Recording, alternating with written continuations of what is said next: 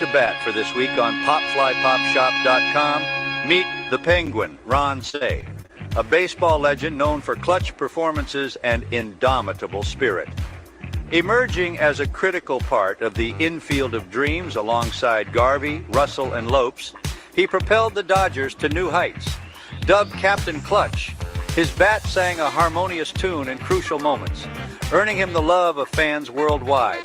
Beyond the field, his infectious smile and sportsmanship made him a beloved figure.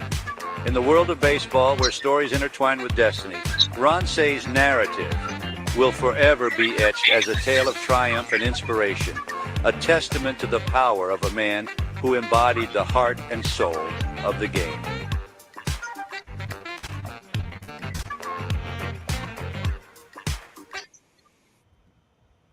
All right, here we are. All right. Hello, everyone. My name is Anna DiTommaso, and I am here with Daniel Jacob Horine, the artist behind and creator of Pop Fly Pop Shop.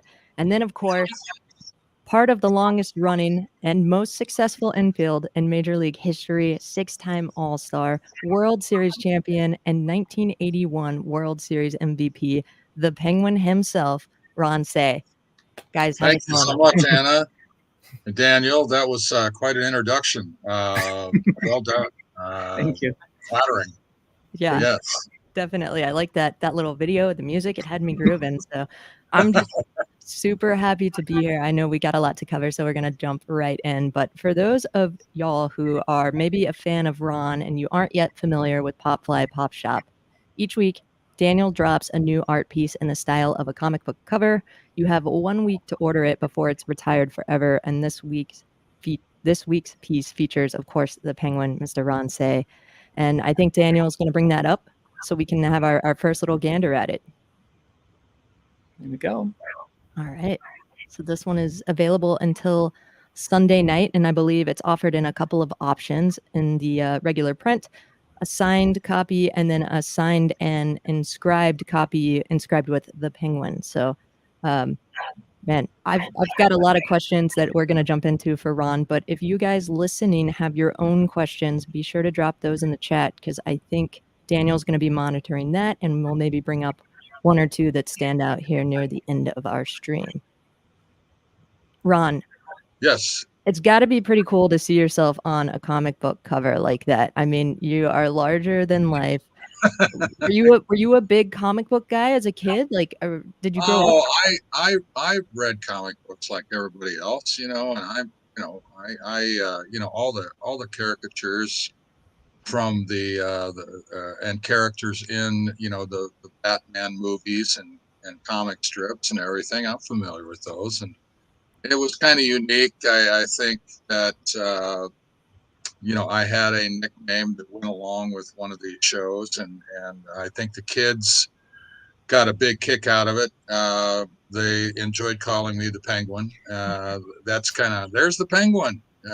Hey, Penguin. And of course, here in the last X number of years, we've had so many different animated films about penguins. So it's kind of risen back into fame again over the last 10 years or so, and it's been really nice to be associated with it. And my friends from Fleetwood Mac, their logo was the penguin, and because of that connection, we got together and became friends. And so it's been kind of I didn't anticipate it going in the direction that it did, but I'm happy that it did.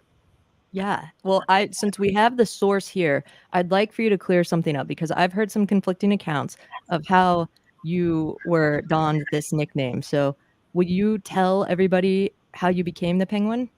I had my baseball coach at Washington State University. His name was Chuck Creighton.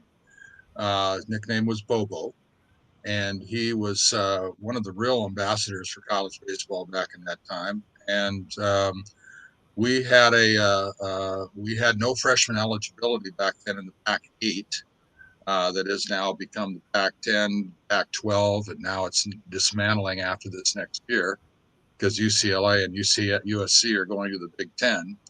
So, way back when I came out of high school with a nickname for football, And once Bobo saw me, running around, he just kind of called me the Penguin. And he didn't really address me that way. It was just, at a time where, I might be running or I might be doing something, he might say, "Attaboy, Penguin," or something like that. It wasn't always Penguin.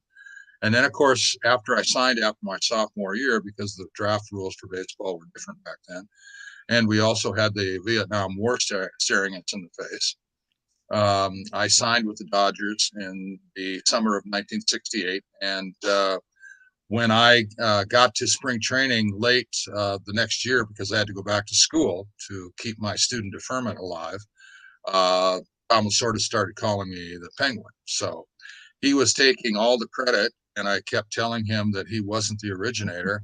And then, of course, he continued to take all the credit, and I continued to remind him that he wasn't the originator. And then finally, I just gave it up because he was going to take the credit for it, but it wasn't his. He was second in line. Well, okay, so we've got that cleared up. It's officially documented. Bobo gets rights, retains Yeah. all rights for that. So, well, thank you for sharing that. I was very curious because I had read those two stories and was wondering which one was the correct one. So, Yeah, it's in the book. I have a book out called Penguin Power. It's been out for about 6 weeks now. very cool. And we've been doing some book signings through Barnes and Noble out here in Southern California, in Glendale and Calabasas, and a Diesel bookstore in the Santa Monica Brentwood area. And then we've done some private signings, but we still have a ways to go. We did a big signing out at Rancho Cucamonga Baseball Park, their club there, with a nice turnout for that night. And Planet Books down in Long Beach, pretty much a pretty quiet bookstore down there, funky area. So yeah, we've been making our rounds. We're trying to do a little bit more with that. So yeah, we're having fun with it. Like I said, it's brand new territory for me. So I'm excited about an opportunity to do something different at the same. Yeah, that's awesome. That's great. So, from your time at Washington State, then, as you mentioned, drafted by the Dodgers, on to LA, where you spent a large chunk of your career, the majority of your career, as well as including 8 years of part of that durable Dodgers infield there.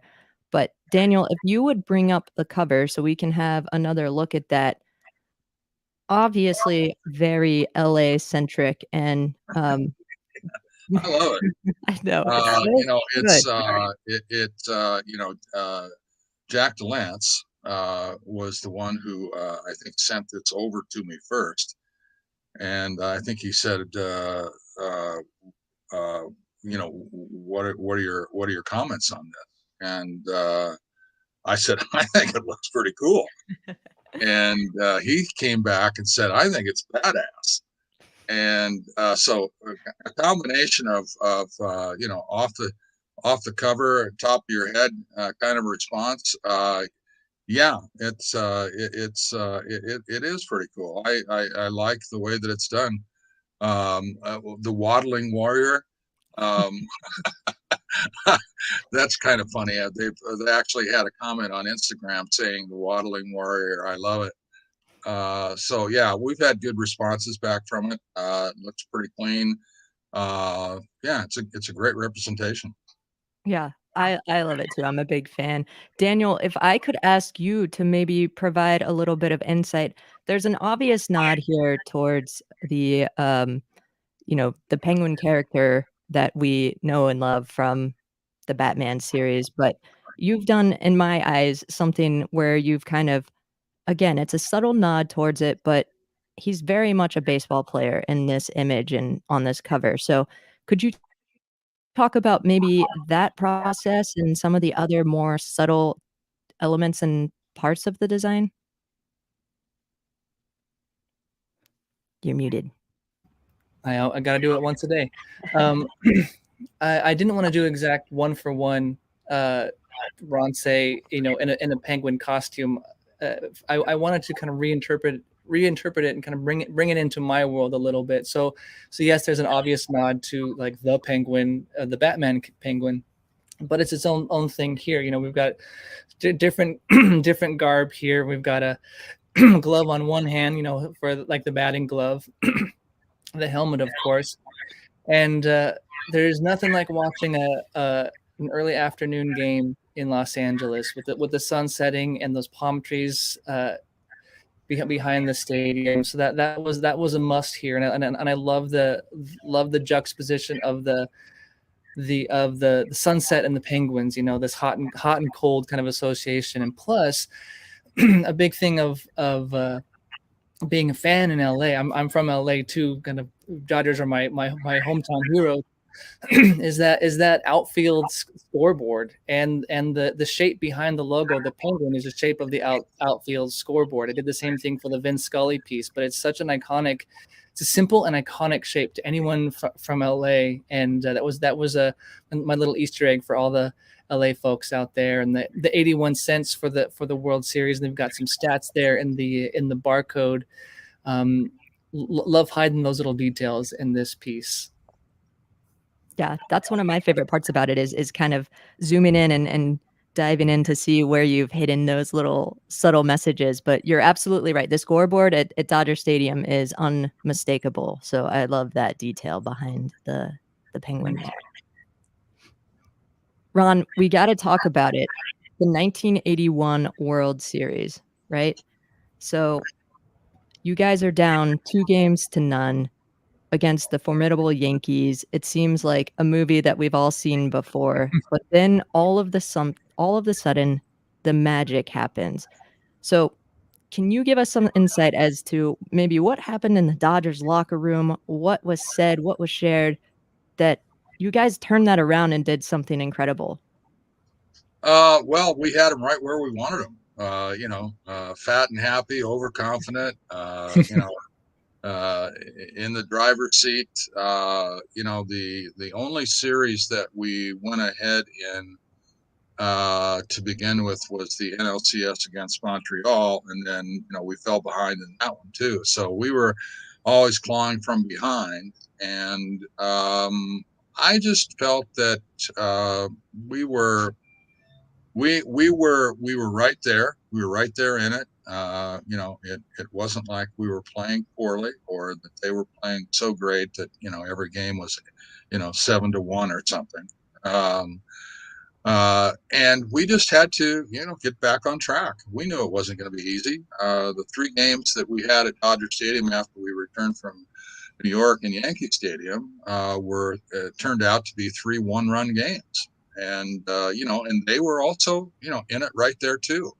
So we were just kind of reestablishing momentum, and even in Game 3 where we took an early lead in the first inning, I was fortunate to hit a 2-out, 2-run, 2-strike home run. 3-run home run that put us ahead, but the Yankees battled back and actually took the lead again. And it wasn't Fernando's best night. Actually, I'm surprised that he stayed in the game that night as long as he did. But he was able to settle down, and we were able to fight back. And so, it was kind of a combination of things. We had another 1-run game the next game, and then there was a seesaw game going back and forth in another that I think we won either 7-6 or 8-7. Jay Johnstone got a big pinch hit home run late in the game as well. So once we took the momentum back, we felt good about it. But also in Game 5, that's when I got beaned by Goose Gossage in the bottom of the 8th inning of Game 5, and under today's protocol, I would have been boxed for the rest of the series, but the decision was left to me. And after going through a number of tests, the MRI and the CAT scan and a big old ice turban on my head, and going back to Sentinella Hospital the next day before I could get clearance, because the team had already gone to New York. And so I wasn't sure, based on, the results, whether I was going to be able to join them, but in my mind, I felt like I was okay. But there are circumstances that are out of my control aneurysms don't exactly let you know when they're coming. So I had to be set straight on that. So I was a little concerned, but health-wise, I did feel okay. A little dizzy, a little foggy, but and I had an extra day to prepare because we had a weather delay, and that helped immensely. So yeah, I went to the ballpark that day very early. Had to go through a number of tests, pretty much related to endurance, to see if I would get dizzy.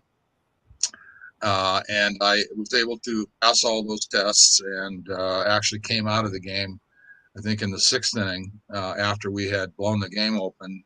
I had a little ball hit to me, a little humpback liner that came at me like a fuzzy tennis ball. And then I realized that, I had gotten dizzy to a point where, I went from first to third on a Dusty Baker single to right center. And I got a little dizzy doing that. And it was confirmed when I saw this fuzzy tennis ball, presumably a baseball, coming at me. And I just went over to Lasorda and said, it's time for me to step aside here. I don't want anything to happen on my watch negative. And worst case scenario, I can play tomorrow. So that part of it all worked out well. And we were able to sweep the Yankees and bring the World Championship back to Los Angeles.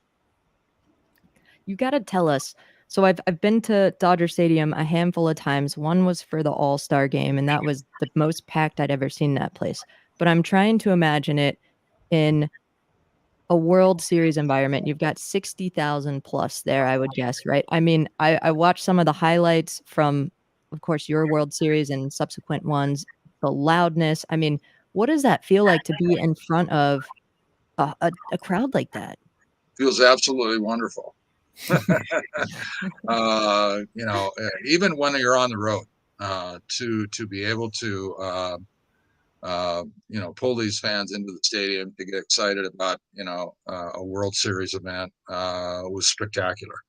And we were fortunate to visit that place a number of times. And once you get there, once you do that, there is no other place to continue your quest. This is it. You've reached the top of the pinnacle. There's not another league you can play in. There's no higher award you can get. We're all battling for that. And the great thing about playing for the Dodgers back in that time is that that was our motto pretty much. We went to spring training, getting prepared to play in the World Series. And I don't think a lot of teams felt that confident about, the way their individuals lined up with other clubs, or the composite that they put on the field every single day.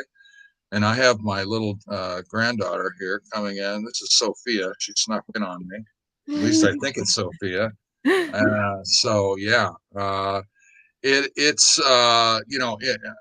I only had a couple of years where, we didn't really experience a pennant race.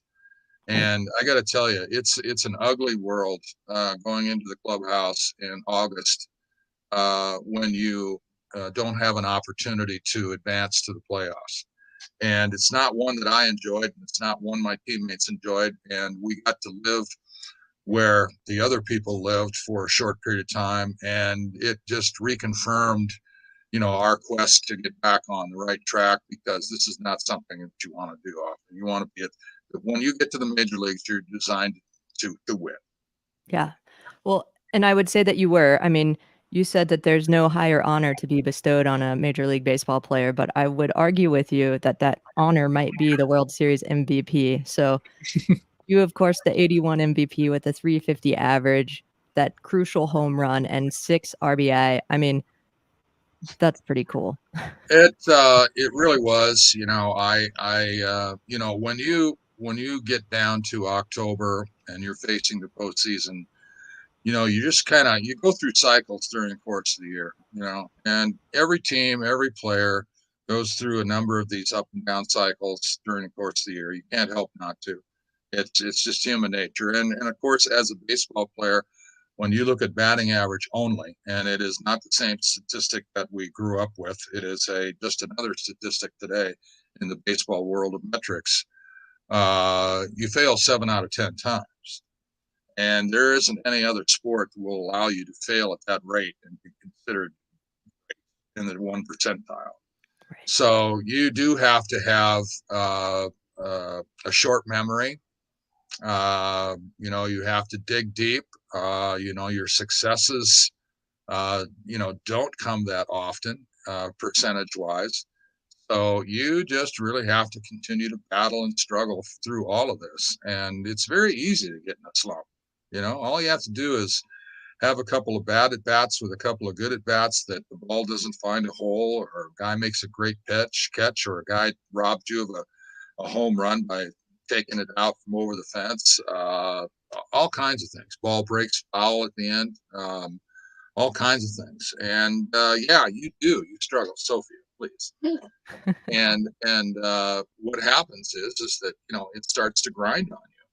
And it's extremely difficult. And I'm not saying that once you go through a slump that you've got this mastered, because you have them happen 2 or 3 or 4 times during the course of the season as well. But the prolonged slumps are the ones that hurt you. It's not the 0 for 8 or 0 for 10. It's the 0 for 20s or whatever. But you have to try and understand that you may not have any problem swinging the bat at all for 2-3 games, and you're just not getting any positive results. That's no reason to start getting upset with your performance. If you're popping the ball up, hitting the ball on the ground, striking out in between, then obviously you've got some fundamental things to take care of. But a lot of times, just by going 0 for 8 doesn't necessarily tell you how the guy's swinging the bat. If this guy's on everything and it's just a matter of saying he's just hitting in bad luck, that's one thing, So yeah, you understand that as a player. Sometimes you say, yeah, I'm in a slump going 0 for 8, and there's other times there's no way I'm in a slump going 0 for 8. Yeah. I think that's exemplary of, Daniel, if you'll bring up the cover. My favorite aspect of each of these prints is the speech bubble coming out of the character's mouth. And so on this cover, you have to have confidence in your ability and then be tough enough to follow through. So I think what you just said perfectly encapsulates that. You got to believe in yourself regardless of if you're in a bad stretch or not. So I just can't thank you enough for making time to share these stories with us. It's been an absolute blast. Daniel, any comments sticking out that you maybe want to share with us here? Yeah, there's a few. Lots of love for you, Ron, in the chat here. I love the fun side of baseball, and here's a very fun question. It's from the Two Strike Noise podcast. He says, "We know about Jay Johnstone building a mini locker inside your regular locker. Was that the best prank that you saw during your time in baseball, or was there another prank? I did not appreciate that one. I really didn't. Most of the time I can turn my head to that, but I didn't say anything, I don't believe, but yeah, when he did that was like, you really went that low Too far to get me. I mean, yeah, I can honestly say that was I was a little sensitive to that, and I don't think I displayed it. I just tried to walk it off and turn the other cheek. But yeah, there are times where guys can stick it in there and twist it around a little bit, and it's not going to hurt. But this one did a little bit. Oh, there's a comment here from someone who's a big fan of yours, Ron. His screen name is Mighty Peng, and he asked several questions in here. He said, you played for 2 iconic franchises in 2 historic stadiums with equally fanatical fan bases. What's the difference between them? And looking back, which experience, Dodgers or Cubs, did you appreciate more? That's a tough one. It's a great. Yeah, it is. You can't really appreciate one more than the other one. I think the Dodger fans were treated to a very special time in Dodger history and tradition. We were a group. The infield was the nucleus, the focus of the team for that 10-year period, in which, in fact, we did become the most successful infield in Major League history. Every member of the infield was a multiple-time All-Star. We were in 4 World Series. We won a World Championship. We played in over 20-some All-Star games. Those things aren't comparable. The number of games we won as a group. It was just a phenomenal period of time being there to give our Dodger fans, our loyal Dodger fans, even though they do go home early, really an experience of a lifetime. How many other times do you have over a period where you're in the World Series, pretty much every other year, and you're vying for that same title in those off years? And it was just a very special time. We were the first team in Major League history to take the attendance over 3 million through the gate, 1978.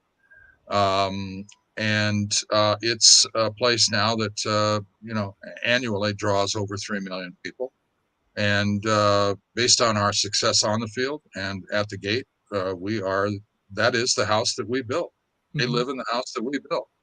And of course, there was tremendous history and tradition dropped on us. From actually the real brunt of Dodger history starts back in the 40s. They were in a number of World Series back then. And then, of course, they pretty much confirmed that they were one of those teams by having the same kind of success in the 50s. And then finally winning a World Series in Brooklyn before they moved to Los Angeles and won in 1959. So we represented one of the greatest histories and traditions in Major League Baseball. And of course, you have to give all the credit that's due to the New York Yankees, because they have a history and tradition that no one would catch, even if we lived another lifetime. And so to me, we are at the top of that list in the National League, and I have to include the St. Louis Cardinals along with us, because they've won more World Series than we have, and they have a rich history and tradition as well. But the Cub fans were different. They went to the ballpark for a different reason.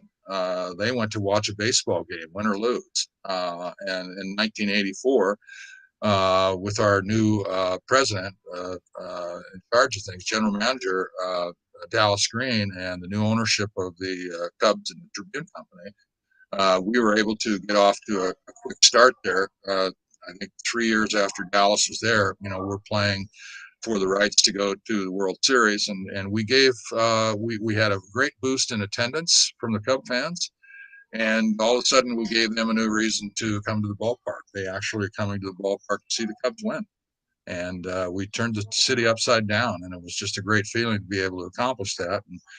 And also, I do apologize for not being able to bring that World Series to Chicago in 1984.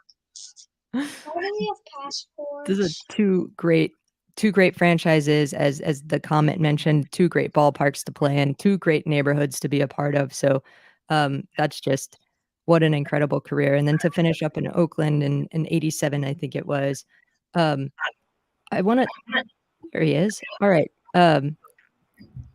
I want to mention again, Ron has a book that you guys can find anywhere. I guess any good books are sold, right, is where this book would be. So Daniel, I didn't know if we had any other comments, questions that we were Hey, that's what just popped into the my granddaughter just brought the, there you go. So there's the book. Actually, Triumph Books is the publisher, and it's available on Amazon as well as other places. But that's kind of what it looks like. And I had it took 2 years for the book to come to fruition. I had a ghostwriter in the first year, and of which we did 20 hours of Zoom because of the pandemic and the restrictions kept us from having a closer contact during that period.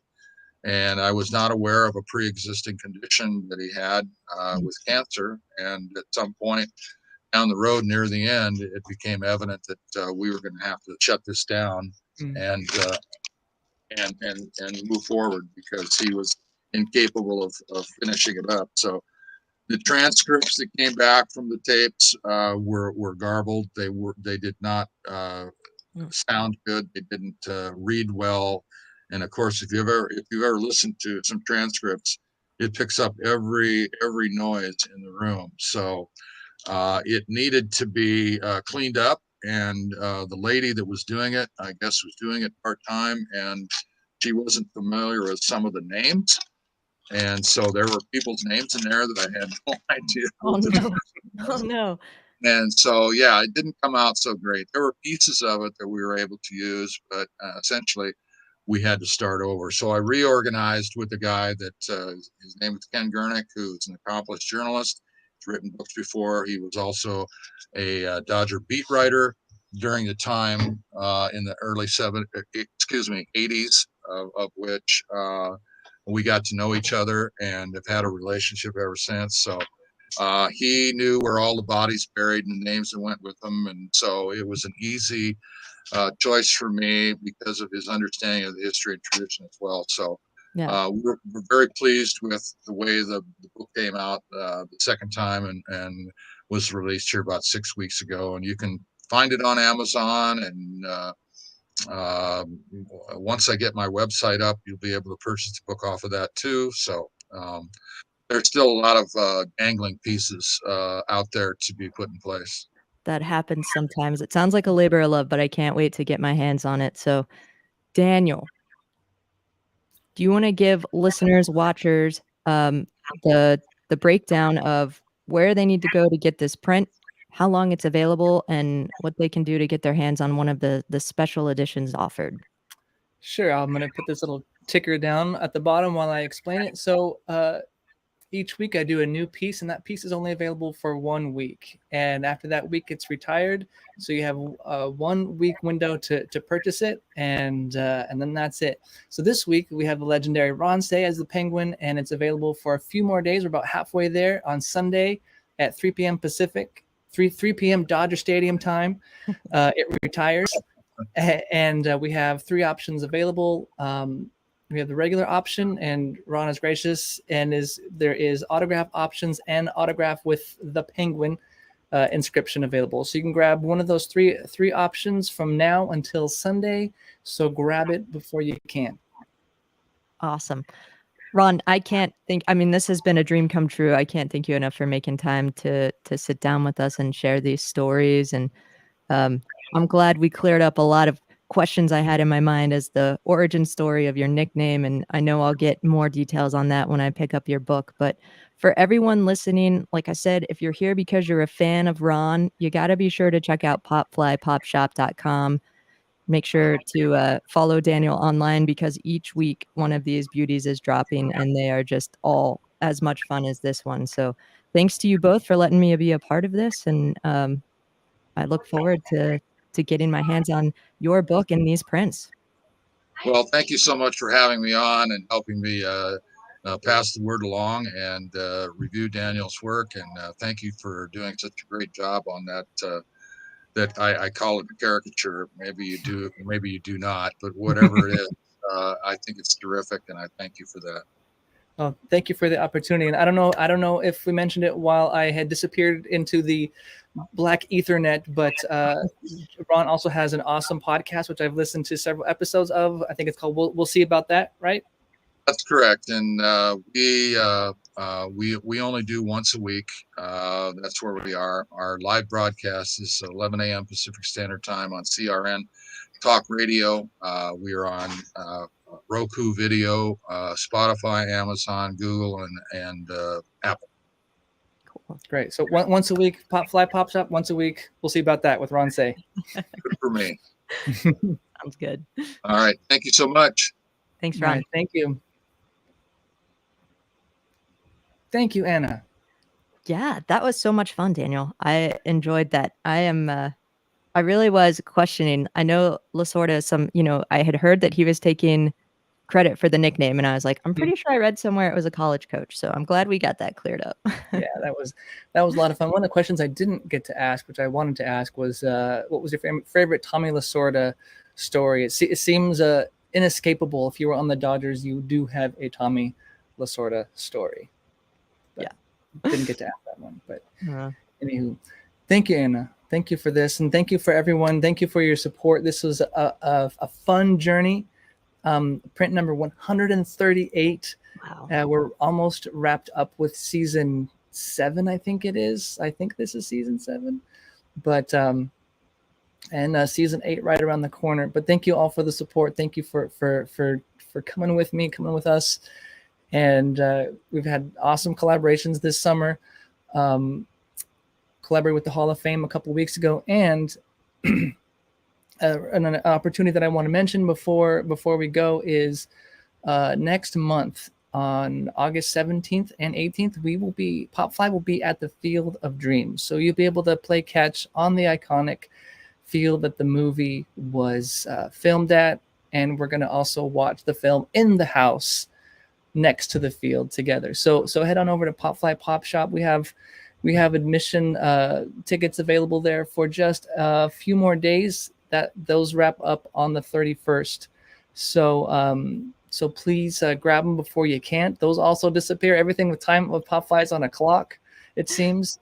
But would love to see you there. Love to play catch with you and watch a movie together on. I'm going to say it right here. Not even a hot take. The most iconic baseball field in the world. I'm going to say it. I agree. Flagging that statement. Yes. Agreed, for sure. Well, thanks, Daniel. I appreciate you letting me tag along again. This was a blast. Thank you, Anna. It was great. All right. See y'all. Take care.